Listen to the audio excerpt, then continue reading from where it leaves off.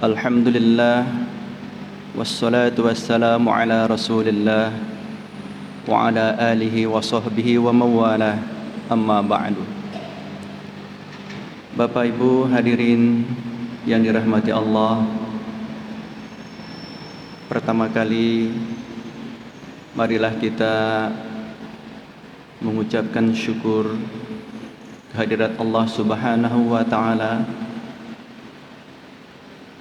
atas segala nikmat dan karunia yang telah dianugerahkan oleh Allah kepada kita semua.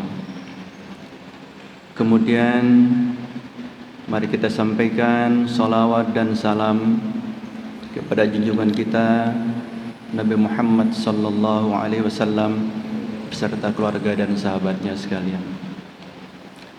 Bapak Ibu hadirin yang dirahmati Allah, sebelumnya saya mengucapkan mohon maaf yang sebesar-besarnya karena pada pagi hari ini sebenarnya kayak sopir tembakan ini. Biasanya kalau sopir tembakan tuh berbahaya itu. Bisa bawa mobilnya ke sana kemari itu. Mau ngerem tapi yang diinjak itu pedal gas. Tapi karena mengaji itu adalah suatu yang dijanjikan pahala yang besar oleh Allah Subhanahu wa taala melalui rasulnya. Rasulullah sallallahu alaihi wasallam bersabda, "Idza marartum biriyadil jannah farta'u." Apabila kamu lewat atau ada di suatu tempat yang di situ ada kebun surga, maka farta'u, mampirlah, hadirlah. Rasulullah ditanya oleh para sahabat, apa itu riyadul jannah? Yaitu diantaranya adalah hilaquz zikri, majlis-majlis yang mengingat Allah, di situ ada pengajian dan lain sebagainya. Karena itu ketika ada satu pengajian itu, malaikat itu datang, semuanya ada di sekitar kita mengucapkan doa untuk orang-orang yang irta'u atau hadir di tempat pengajian itu. Mudah-mudahan kita semua selepasnya dari tempat ini Allah Subhanahu wa taala mengampuni dosa kita, kemudian berkah Allah Subhanahu wa taala dan rahmatnya dicurahkan kepada kita semua, berkat dari para malaikat yang mendoakan kita kepada Allah Subhanahu wa taala. Bapak Ibu hadirin yang dirahmati Allah, saya ingin berbagi satu hadis dari kitab Arba'un Hadisan, kitab hadis arba'in. Biasa itu di pondok itu biasa dihafal oleh anak-anak yang masih sanawiyah. Hadis yang ke-18 insyaallah. Itu hadisnya sering sekali kita dengar di khatib-khatib membawakan. Hadisnya pendek. Rasulullah SAW bersabda, Bismillahirrahmanirrahim, ittaqillaha haitsuma kunta wa atbi'is sayyi'atal hasanata tamhuha wa khaliqin nasa bikhuluqin hasanin. Rawahu Tirmizi wa qala hadisun hasan an Abi Dzarrin. Hadis yang diriwayatkan dari Abi Dzar oleh Imam At-Tirmizi yaitu ittaqillaha haitsuma kunta, bertakwalah kamu dimanapun kamu berada. Haitsuma ini menyangkut seluruh ruang waktu dan tempat. Haitsuma kunta, dimanapun kamu berada, kapanpun kamu berada, dalam keadaan apapun, ittaqillah, bertakwalah. Itu yang pertama. Yang kedua, wa atbi'is sayyi'atal hasanata tamhuha, dan ikutkanlah as-sayyi'ata itu kejelekan-kejelekan atau kesalahan yang kita lakukan itu al-hasanata, dengan kebaikan. Manusia itu pasti ada kesalahan, kekeliruannya. Maka setiap dia melakukan kesalahan itu diikutkan atau ditutup kesalahan itu dengan kebaikan. Yang ketiga itu wa khaliqin nasa bi khuluqin hasanin. Dan bergaullah dengan sesama manusia itu dengan pergaulan yang baik. 3 unsur yang sangat penting dalam kehidupan kita sebagai manusia dalam hadis ini disebutkan. Tapi sebelum kita kaji lebih dalam, hadis ini dari segi legalitas ya, itu tergolong dalam hadis hasan. Maaf, sekarang ini sering kita mendengar ya sedikit-sedikit ini hadisnya hadis hasan atau hadis dhaif gitu kan. Padahal orang yang ngomong itu belum memahami apa itu hadis sahih, hadis dhaif. Dalam hadis ini Imam At-Tirmizi mengkategorikan atau dari segi legalitas atau validitas orang sering menyebutnya ini hadis hasan. Apa itu hadis hasan? Kalau di pondok itu berbicara tentang ilmu hadis atau mustalahul hadis, dari segi validitas atau legalitas atau dari segi kesohihan itu hadis itu dibagi 3. Ada yang dinamakan dengan hadis sahih, itu yang sering kita dengar. Yang kedua ada yang dinamakan dengan hadis hasan, dan yang ketiga ada yang dinamakan dengan hadis dhaif. Hadis sahih itu hadis yang memenuhi 5 kriteria. Kalau 5 kriteria itu salah satunya turun sedikit saja, maka hadis yang tadi masuk dalam kategori hadis sahih itu akan turun menjadi hadis hasan. Inilah yang kita akan pelajari sekarang, yaitu hadis hasan. Dan apabila tidak memenuhi kriteria hadis sahih itu dan hadis hasan, itulah yang masuk dalam kriteria hadis dhaif. Hadis dhaif ini banyak sekali modelnya, macamnya. Tapi itu pelajarannya bertahun-tahun. Kita sekarang melihat karena di sini disebutkan hadis hasan. Hadis hasan itu sebenarnya adalah hadis sahih yang memenuhi 5 kriteria itu, hanya ada satu sedikit saja kekurangannya. Untuk pendekatannya kita lihat dulu. Hadis sahih itu hadis yang memenuhi 5 kriteria. Kriteria yang pertama yaitu syarat yang pertama yaitu adalah ittisalus sanad. Syaratnya itu bersambung dari Imam Bukhari, gurunya sampai kepada Rasulullah. Itu tidak putus. Hadis ini saya dengar dari guru saya dari gurunya. Kebetulan saya dulu di pondok dari Kiai Haji Syekh Zainuddin Abdul Majid. Beliau langsung ke guru beliau Syekh Hasan Masyad di Mekah atau Syekh Sayyid Amin Al-Qutbi. Kebetulan guru beliau sama dengan Kiai Haji As'ad di pondok ya. Nah, jadi itu yang namanya hadis sanad ya, ittisalus sanad. Jadi sanadnya bersambung, tidak ada putus sedikit pun sampai kepada Rasulullah. An ya. Kalau nanti berbicara tentang hadis juga kalau mempergunakan kata an itu hadis mu'an namanya dan lain sebagainya. Itu yang pertama ya. Kriteria hadis sahih itu satu, sanadnya wajib bersambung, tidak terputus. Yang kedua, rawinya, orang yang menyampaikan hadis atau sanadnya itu yaitu dhabit namanya. Dalam istilah mustalahul hadis dinamakan dengan dhabit. Itu dhabit dalam bahasa keseharian kita itu kita artikan dengan punya kecerdasan. Ya, dhabit itu dibagi 2. Ada dhabit sadr, dhabit sadri. Itu sekali dengar langsung hafal. Kayak Imam Bukhari itu waktu belajar beliau tuh nggak pernah pakai buku. Kemudian beliau kan dulu dilahirkan dalam keadaan tidak melihat, tidak pakai buku, sehingga suatu waktu teman-teman sekelasnya mengatakan, wah kamu ini gimana bisa kalau begitu modelnya, nggak punya catatan dan lain sebagainya. Ya namanya orang belajar itu pasti ada catatan ketika guru mengajarkan. Tapi Imam Bukhari enggak. Beliau begitu dengar langsung pak gitu, kayak terpatri. Lalu teman-temannya membuli kalau bahasa sekarang tuh. Karena terus digitukan Imam Bukhari lalu mengatakan, coba saya mau uji kalian yang punya catatan, buka catatannya.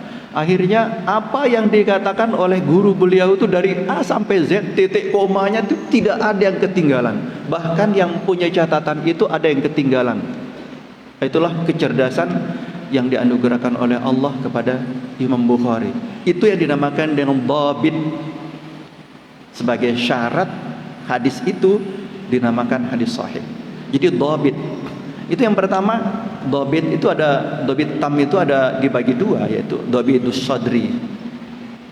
Jadi ketika dia mendengar langsung masuk terpatri, tidak ada sedikit pun beda antara apa yang disampaikan dengan apa yang didengar. Itu sebabnya Imam Bukhari itu mempunyai peringkat yang paling tinggi dalam tataran kesahihan hadis yang disampaikan oleh imam-imam hadis. Beliau pernah diuji ketika pergi ke Irak. Hadis itu dibolak-balik. Hadis yang satu riwayat yang lain itu dibolak-balik oleh para imam, para ulama. Diuji beliau. Akan tetapi karena seperti tadi itu mempunyai dhabitus sadri, kecerdasan hafalan, beliau kemudian mengurai hadis yang sengaja diputer, yang sengaja dibalik oleh para muhaddits, para imam itu, mengatakan hadis ini kayak misalnya ini, ya, an Abi Dzarrin qala Rasulullah SAW ittaqillah haitsuma kunta, dan seterusnya. Ini adalah hadis riwayat Imam At-Tirmidzi misalnya, seperti itu. Jadi syarat-syaratnya itu ditempatkan di tempat yang memang benar, yang tadi sengaja diacak-acak oleh para imam. Nah, imam atau orang yang seperti itu dinamakan dengan dhabitus sadri. Hafalannya sangat kuat. Itu salah satu unsur hadis itu baru dinamakan hadis sahih. Itu baru dua. Kemudian bagian yang kedua juga, yaitu di samping dhabitus sadri itu namanya dhabitul kutub, ya. Di samping dia menghafal, dia juga menulis. Itu persyaratan. Ya. Kalau kedua kemampuan ini, kecerdasan ini digabungkan, maka di dalam dunia muhaddits itu, para imam hadis itu dinamakan dengan dhabitut tam. Sempurna dhabitnya itu, kecerdasannya sempurna. Kemudian syarat berikutnya, ya, itu tadi sudah rawi, ya, sanad. Orang yang menyampaikan itu harus mempunyai kecerdasan. Kemudian di samping dia cerdas, itu tidak cukup. Karena orang cerdas, orang pintar itu kalau tidak adil, nah ini syarat yang ketiga. Adil. Adil itu dalam ilmu hadis itu beda dengan adil dalam ilmu hukum atau adil dalam ilmu fikih. Kalau dalam fikih itu kita mengenal yang namanya adil itu yaitu wada'u syai' fi mahallih, menempatkan sesuatu pada tempatnya. Itu namanya adil. Ya, itu secara umum ilmu fikih, ilmu hukum itu semuanya kalau kita mengatakan A pada huruf A itu adil. Kalau memberikan nilai pada orang yang menjawab pertanyaan dengan benar semuanya 10 atau 100 itu adil. Itu wada'u syai' fi mahalli. Atau kalau kita di pondok dulu sering mencontohkan, adil itu menempatkan kopiah itu di kepala, menempatkan sandal itu di kaki, bukan sebaliknya. Jadi lawan dari adil dalam kata ini adalah zalim. Tapi berbeda dengan hadis. Para muhadis, hadis itu akan cacat keadilannya apabila contoh yang kecil saja, sekali dia berbohong, padahal itu sedang bercanda misalnya. Satu catatan kecil yang pernah dikritisi oleh para imam hadis, itu Imam Bukhari itu pernah memanggil hewan, kalau tidak keliru saya karena enggak dhabit itu. Kucing dipanggil seperti ingin memberikan makan. Akhirnya kucing itu datang, ternyata tidak diberikan makan. Itu menjadi catatan loh. Bayangkan. Begitu tinggi standar yang ditetapkan oleh para muhadis untuk menentukan satu hadis perawi itu adil atau tidak.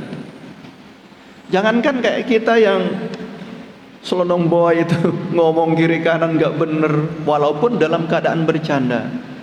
Karena Rasulullah itu tidak pernah berbohong sekalipun walaupun dalam keadaan bercanda. Kan sering kita dengar Rasulullah itu pernah bercanda menyandai seorang perempuan tua. Itu yang sering kita dengar kalau ustaz-ustaz atau kiai kita memberikan tausiah atau pengajian. Rasulullah kan pernah ditanya seorang nenek-nenek, "Ya Rasulullah, bla bla bla bla cerita. Saya ini singkat ceritanya, saya ini bisa masuk surga enggak?" Karena Rasulullah menjawab, enggak ada orang tua nenek-nenek masuk surga. Akhirnya kan perempuan itu menjadi sedih.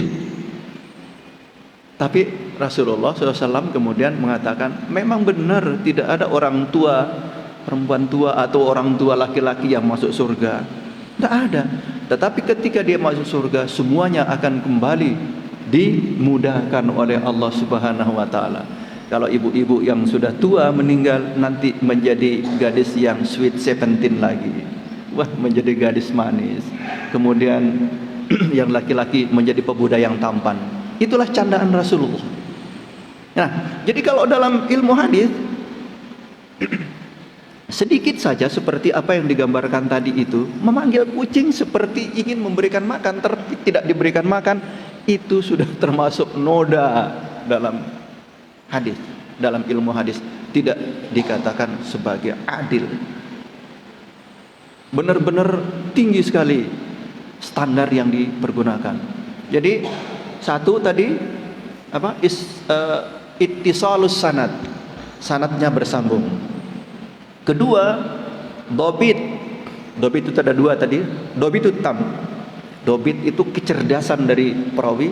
Yang ketiga, adil, adlur riwayah. Adil di dalam orangnya sendiri dan apa yang diriwayatkan. Yang keempat dan kelima itu salamatun min illatin wa salamatun min syuzuzin.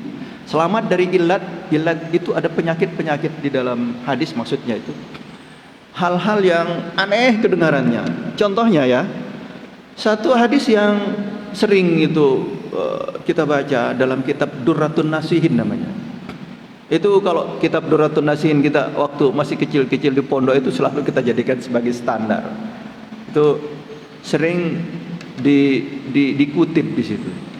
Di dalam saya pernah bertemu dengan Syekh Ismail Zain Al-Yamani Al-Makki di pondok itu. Ya. Kemudian Syekh Zakaria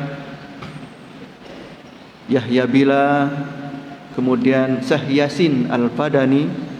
Beliau itu adalah teman-teman sekelas dari kiai saya yang datang ke pondok dan bertemu bahkan dengan Buya Muhammad ya, Said Muhammad bin Alawi Al-Makki.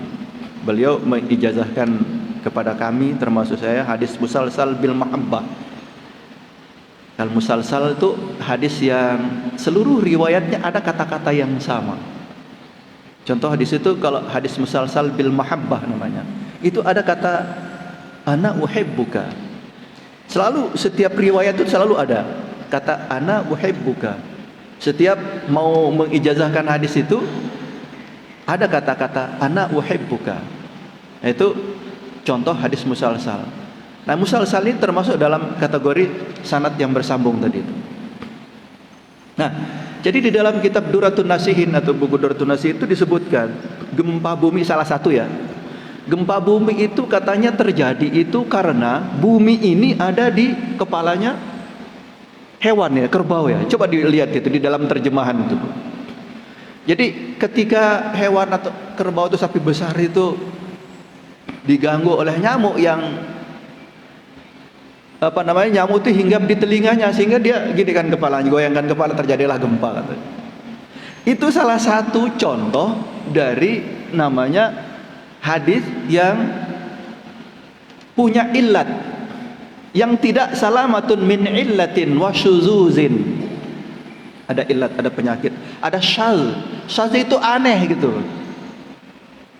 Ya, ada aneh. Masa bumi yang segini besar ini ada di atas kepalanya kerbau atau hewan lembu yang besar, kemudian ketika lembu itu diganggu oleh nyamuk di telinganya itu karena ya kalau kita kan agak gatal-gatal goyang-goyang terjadi gempa katanya. Itu tertera di dalam kitab Duratun Nasihin. Itu termasuk hadis yang dhaif, hadis yang mungkar.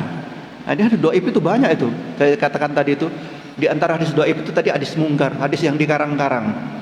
Dan menurut para ulama hadis, hadis yang disebutkan tadi itu termasuk dalam kategori Israiliyat, hadis-hadis yang diceritakan menurut cerita-cerita Israiliyat. Nah, jadi 5 kriteria itu ya.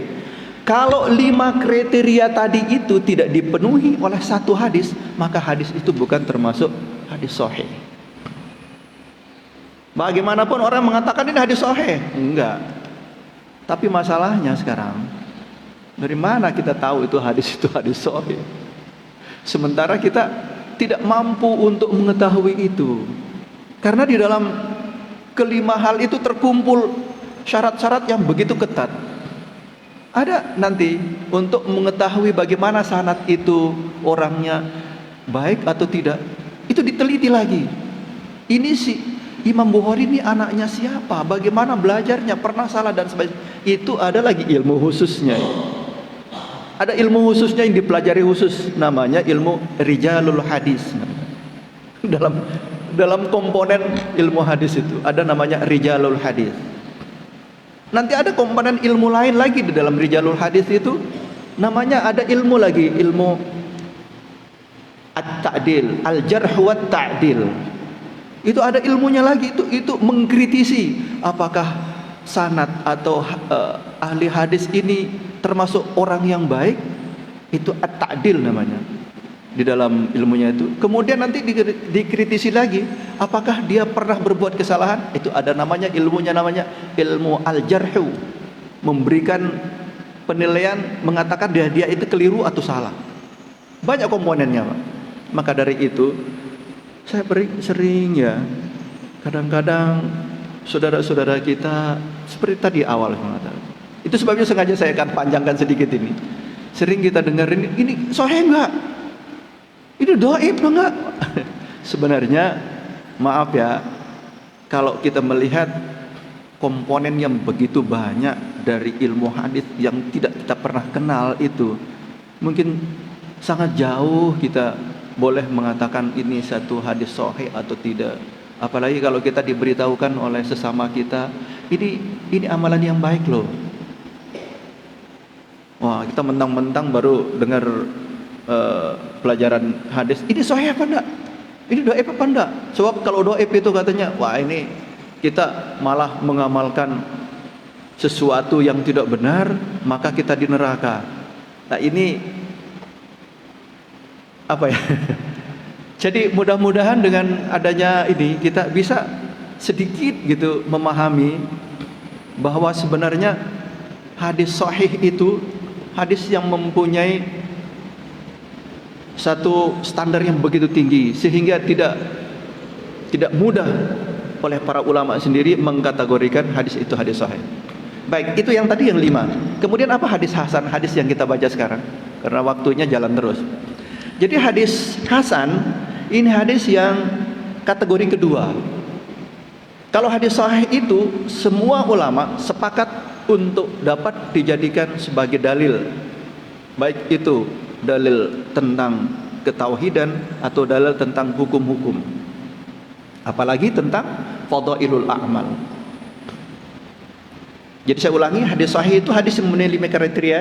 Kriteria pertama, sanadnya bersambung, perawinya itu adil, dhabit, dan hadisnya, matan hadisnya itu salamatun min illatin wa suzuzin, selamat dia dari hal-hal yang aneh gitu. Ya, itu hadis sahih. Kemudian yang kita baca ini termasuk dalam hadis hasan. Hadis hasan itu apa? Saya tadi sudah mengatakan bahwa hadis hasan itu sebenarnya sama dengan hadis sahih, cuman dia turun kriterianya sedikit, yaitu pada dhabitnya seorang perawi. Kecerdasan seorang perawinya itu kurang sedikit, tidak termasuk dhabit tam. Dhabit yang sempurna itu kan ada dua tadi, ada dhabit kitab dan ada dhabit sodr, hafalan.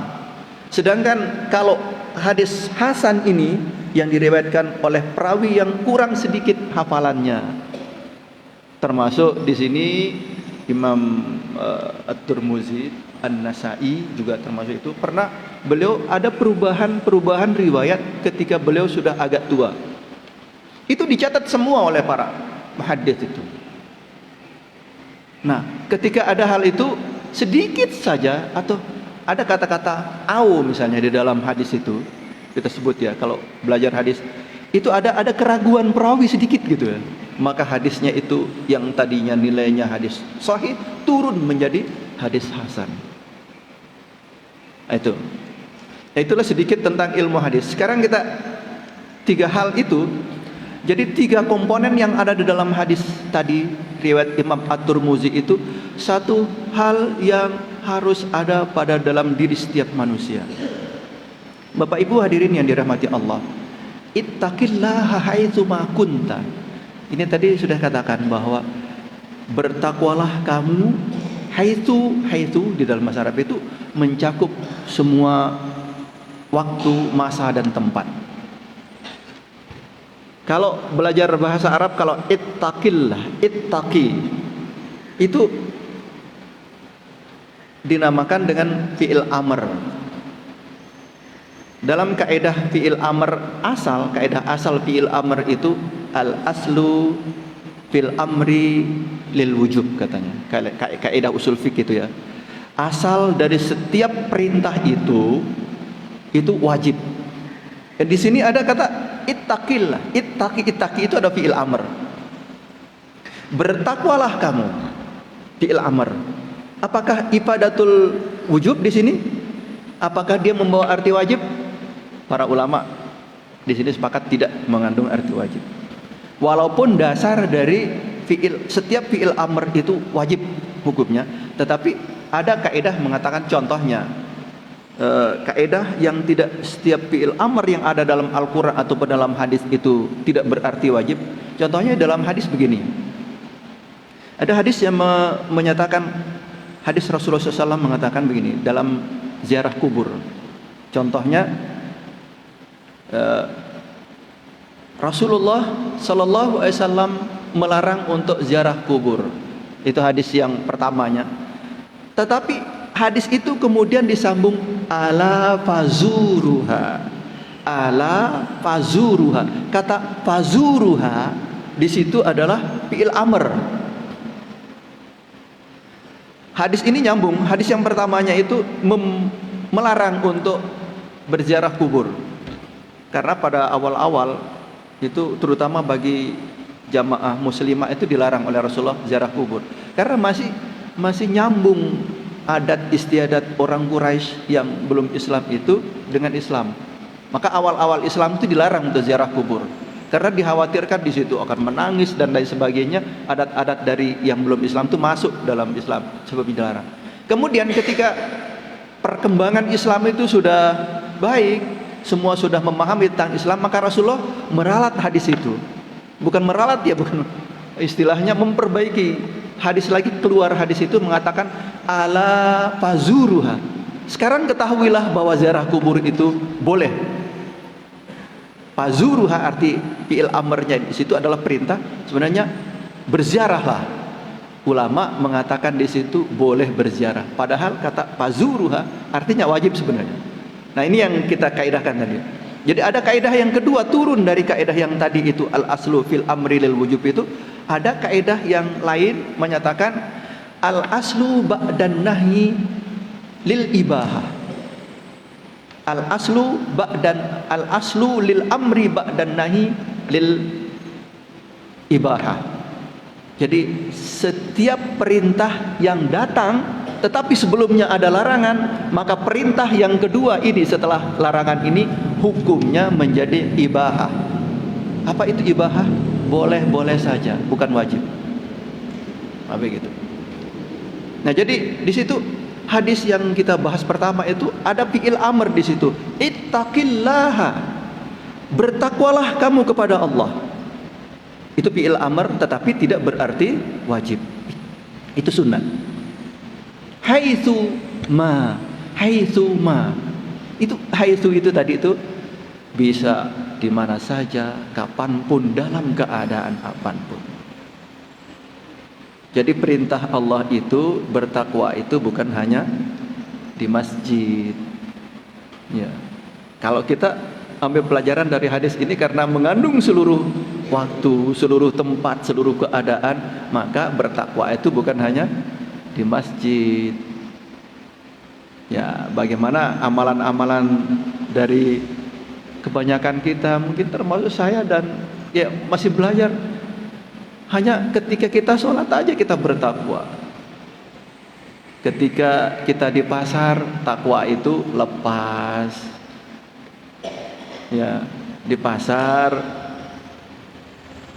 harga yang tadinya 100 itu dikatakan lebih. Nggak bisa nih saudara, ini saya tadi belinya 120, modalnya 120 misalnya gitu. Sering kan kita dengar gitu. Itu kenapa? Karena ittaqillah haitsu ma kuntanya itu tidak ada lepas gitu ya, bukan tidak ada lepas. Karena sementara ini kita memahami ittaqillah itu hanya ketika kita berada di masjid atau di tempat ibadah. Ya. Jadi ittaqillah haitsu ma kunta, dalam keadaan bagaimanapun, waktu apapun, dimanapun, itu ittaqillah itu melekat gitu. Pelajaran yang pertama bahwa takwa itu bukan hanya di tempat ibadah. Dalam keadaan bagaimana? Misalnya dalam keadaan kita sakit, takwa itu juga tetap harus ada. Jangan ketika kita sakit kita, maaf ya, kata-kata yang keluar itu bukan kata-kata yang semestinya keluar dari orang yang kelihatannya di masjid itu soleh sekali. Atau ketika berbicara itu lepas dari kontrol agama yang mengajarkan supaya mengucapkan kata-kata yang baik. Nah, begitulah. Jadi sebenarnya dalam hadis yang pendek ini sangat besar sekali banyak sekali manfaat atau ilmu yang harus bisa kita petik. Itu diantaranya. Jadi melalui hadis ini, mari kita mulai, karena kita tidak ada kata terlambat. Ya. Kebaikan yang kita lakukan itu tidak ada namanya terlambat itu. Oh, besok lah, atau nanti dulu. Nggak ada. Kalau misalnya kemarin-kemarin masih kita menganggap bahwa takwa itu hanya ada di tempat ibadah, maka mulai saat ini mari kita berazam, bercita-cita untuk mengamalkan takwa itu ada dimanapun. Memang itu ajaran agama Islam. Bayangkan kalau kita masuk ke kamar mandi saja itu tidak diajarkan untuk membaca doa. Masuk ke masjid diajarkan berdoa. Keluarnya diajarkan berdoa. Bahkan kita mau tidur, bangun tidur semuanya itu diajarkan berdoa. Itu apanya? Maksudnya takwa itu bukan hanya di tempat ibadah. Takwa itu dibawa sampai ke tempat pembuangan gitu. Takwa itu ketika kita ada di tempat ibadah. Takwa itu bahkan ketika kita dalam tidur. Itulah ajaran Islam yang sesungguhnya. Maka ittaqillaha haitsu ma kunta. Bertakwalah kamu dimanapun kamu berada, dalam keadaan apapun dan dalam situasi apapun dan dimanapun. Itu pelajaran pertama dari hadis ini. Yang kedua, Fa'at bi'is sayyi'atal hasanata. Dan ini kan kecenderungan manusia itu diciptakan oleh Allah itu adalah al-insan, manusia itu mahallul khata'i, tempatnya salah, wan nisyan, dan lupa. Ini nama manusia itu juga terambil dari kata nasya. Nasya yansa. Ya, nasya itu kan dalam bahasa Arabnya lupa artinya. Jadi manusia itu orang yang lupa. Karena kelupaan atau kealpaan itulah maka cenderung kita melakukan kesalahan dan kekeliruan. Maka dari itu diingatkan oleh Rasulullah, ketika manusia itu ada pada orbit manusianya yang lupa, maka ketika dia ingat atbi'is sayyi'atal hasanata. Itu Sayyidina Umar dulu ketika masuk Islam itu, seluruh perbuatan-perbuatannya yang tidak baik di masa jahiliyah sebelum Islam itu diganti dengan perbuatan yang baik di tempat dia melakukan perbuatan yang tidak baik. Itu Sayyidina Umar mengamalkan hadis ini. Jadi manusia itu karena cenderung melakukan kesalahan, maka walaupun demikian, mari tutup kesalahan itu dengan hasanah, kebaikan-kebaikan. Tamhuha. Maka ketika kesalahan itu dibarengi kemudian setelahnya itu dengan hasanah, kebaikan, tamhuha, maka Allah akan menutup kesalahan itu, artinya diampuni kesalahan dan dosa itu oleh Allah Subhanahu wa taala. Yang terakhir, wa khaliqin nasa bi khuluqin hasanin. Manusia itu tidak hidup sendiri ya. Tidak ada nama manusia yang hidup sendiri itu. Karena manusia itu adalah makhluk sosial yang membutuhkan orang lain. Orang kaya, Pak, nggak akan namanya kaya kalau nggak ada orang miskin. Tidak akan mungkin kaya juga kalau tidak ada orang miskin. Gimana kalau orang kaya nanti ngangkat barangnya, emasnya yang 1 ton misalnya diangkat sendiri? Nggak bisa. Walaupun emas itu nggak bisa diangkat oleh orang kaya. Ya contohnya. Ya karena itulah, maka karena kita membutuhkan orang lain, tidak ada manusia yang tidak membutuhkan orang lain, maka khaliqin nasa, bergaullah atau pergaulilah manusia itu bi khuluqin hasanin, dengan pergaulan yang baik. Jadi kita bergaul dengan sesama kita dengan pergaulan yang baik. Mohon maaf, demikian yang dapat saya sampaikan. Bila ada kesalahan dan kekeliruan, itu datang dari saya, dan mudah-mudahan ada arti dan manfaatnya bagi kita semua. Semoga Allah Subhanahu wa taala memberikan kita ilmu yang dapat kita amalkan dan memanfaatkan, dan dengan ilmu itulah kita dapat mencapai ridha Allah Subhanahu wa taala. Wallahul muwaffiq wal hadi ila sabilir rasyad. Wassalamualaikum warahmatullahi wabarakatuh.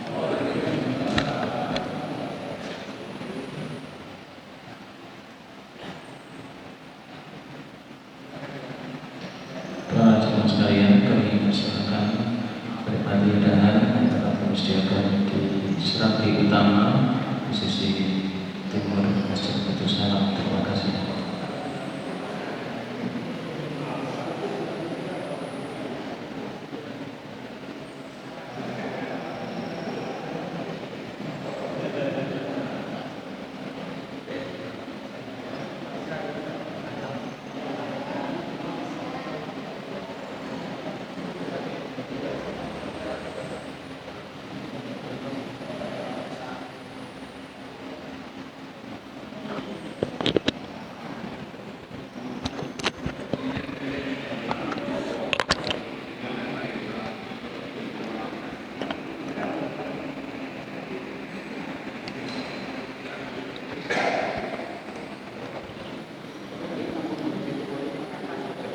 Demikian tadi kegiatan pengajian rutin Ahad pagi yang sebenarnya hari ini akan diisi oleh beliau Al-Ustadz Haji Imam Hambali, dan baru mendapatkan kabar ternyata beliau sedang gerah sakit.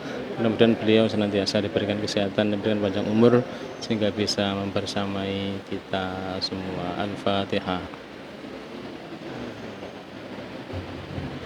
Assalamualaikum warahmatullahi wabarakatuh.